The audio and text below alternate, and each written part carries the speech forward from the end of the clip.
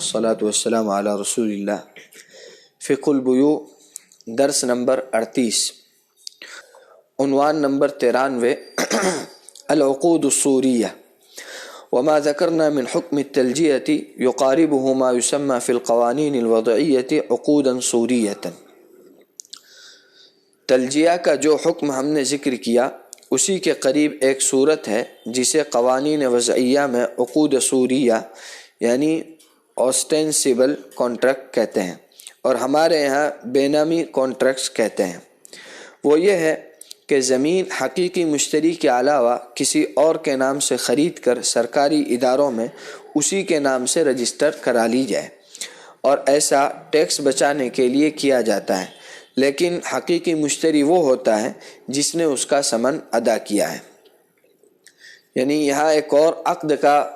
جو بیان ہے، اس سے پہلے بیان ہوا تھا بیع تلجیہ کا، جس میں متعاقدین جو ہے وہ صرف ظاہر میں بیع کرتے ہیں، حقیقت میں بیع نہیں کرتے ہیں۔ اس کی تفصیل اس سے پہلے گزر چکی۔ یہاں پر بیان کیا جا رہا ہے کہ آدمی جو ہے بہت سی مرتبہ سرکاری اداروں میں کوئی چیز خریدتا تو ہے لیکن نام اپنا نہیں ڈالتا ہے تاکہ ٹیکس وغیرہ کے مسائل نہ آئے۔ بھائی زمین اور پلاٹ خریدے تو ایک پلاٹ اپنے نام پہ خریدا، ایک پلاٹ بیوی کے نام پہ خریدا، ایک پلاٹ بیٹے کے نام پہ خریدا، ایک پلاٹ بیٹی کے نام پہ خریدا، لیکن وہ صرف کاغذی نام ہوتے ہیں، حقیقت نہیں ہوتی ہے۔ حقیقت میں تو آدمی خود ہی خریدتا ہے، پیسہ بھی خود ہی ادا کرتا ہے۔ تو ان عقود کو صوری عقود کہتے ہیں۔ تو ان کے متعلق کیا حکم ہے وہ تفصیل بیان کی جا رہی ہے۔ بہت سے وضعی قوانین نے اس کے صوری ہونے کو مان کر یہ کہا ہے کہ اعتبار اسی خفیہ عقد کا ہے، یعنی پوشیدہ عقد کا ہے جو متعاقدین کے درمیان ہوا ہے۔ دکتور عبدالرزاق السنہوری کہتے ہیں ظاہری عقد کرنے والے متعاقدین اور ورثہ کے لحاظ سے عقد صوری کا کوئی وجود نہیں ہے، بلکہ ان کے حق میں تو پوشیدہ عقد ہی حقیقی عقد ہوگا، بشرطے کہ اس میں عقد صحیح ہونے کی شرائط موجود ہوں۔ یعنی یہاں پر کیا ہو رہا ہے کہ ظاہر میں متعاقدین کچھ اور ہیں اور حقیقت میں خفیہ عقد کرنے والا کوئی اور ہے۔ جیسے میں پلاٹ خرید رہا ہوں لیکن اپنے بیٹے کا نام ڈال رہا ہوں، تو اصل خریدنے والا تو میں ہوا، خفیہ عقد کرنے والا میں ہوا، لیکن لوگوں کے سامنے جو ہے لوگوں کے سامنے عقد کرنے والا وہ بیٹا ہوا۔ تو اس کو بتایا جا رہا ہے کہ اصل متعاقدین اور ورثہ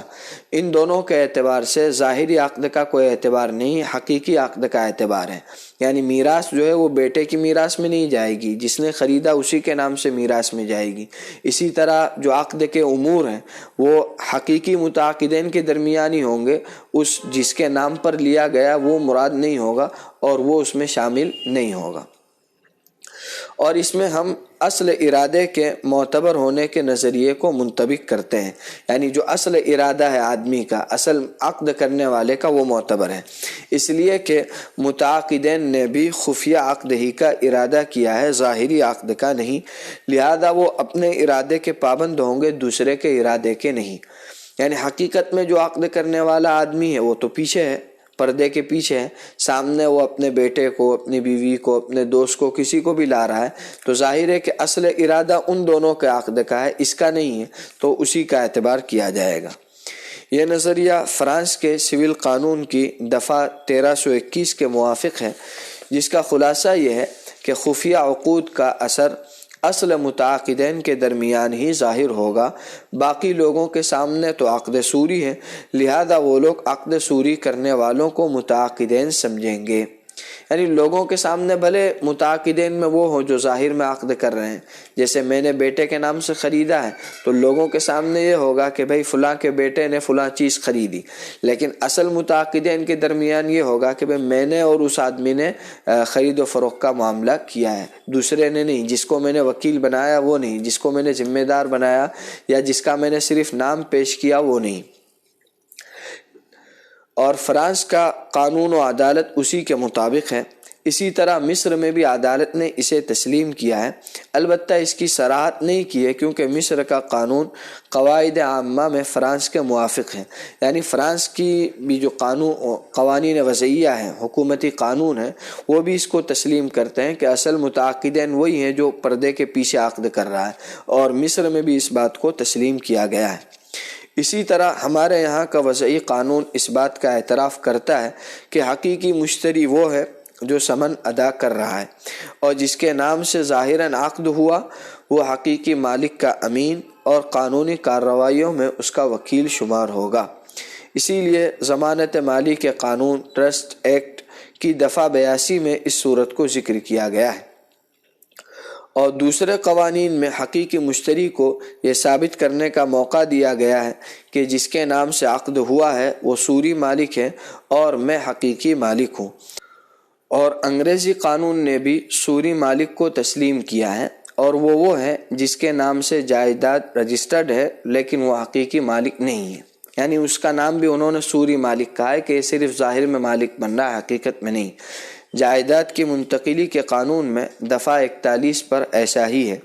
جو ہندوستان میں ٹرانسفر آف پراپرٹی ایکٹ 1882 کے نام سے جاری ہے۔